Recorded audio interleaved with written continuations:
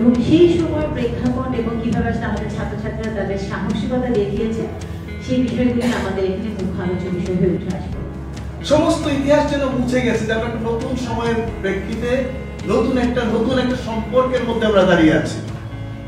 এই সম্পর্কের সেতু বন্ধন তৈরি করেছে আমাদের শহীদরা এবং তোমরা।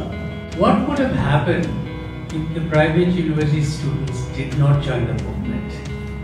যখন এই মুভমেন্টটা I think around mid-July দমে যাচ্ছিল, তাই না? দমে যাচ্ছিল, and somehow the baton or the torch was passed to you guys.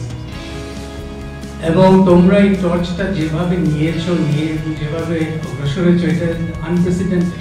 যে কারোর সাথেই হয়তো সবার মতামতের কোনো মিল থাকবে না, কিন্তু মিল থাকবে না বলে আমরা যে আরেকজনকে সম্মান করব না, আরেকজনের মতামতকে গ্রহণ করব না, এটা যাতে কখনো না হয়। আমার কাছে আন্দোলনটা হচ্ছে ন্যায় প্রতিষ্ঠার আন্দোলন, আর এই আন্দোলন মননে এবং মগজে এখন আমাদের সাথে চলমান।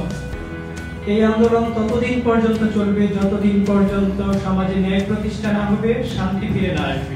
আমরা যে শুধু অনলাইনে সীমাবদ্ধ এটা দিয়েও যে আমরা অনেক কিছু করতে পারি, এটাও আমরা প্রমাণ করে দিয়েছি। নতুন জেনারেশন যদি ঠিকমতো তৈরি হয়, তো এই জন্য পড়াশোনাটা খুব ইম্পর্টেন্ট, জানাশোনাটা খুব গুরুত্বপূর্ণ।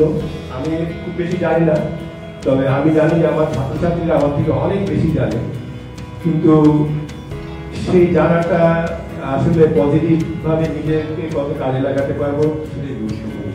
আজকে আমি তোমাদের কাছে সত্যি সত্যি নতজানু হয়ে ক্ষমা চাইছি এই জন্য যে বারবার বলছি তোমাদের কোনো সাহস নেই, তোমাদের কোনো যোগ্যতা নেই, এগুলো তোমরা অসম সাহসিকতার পরিচয় দিয়েছে।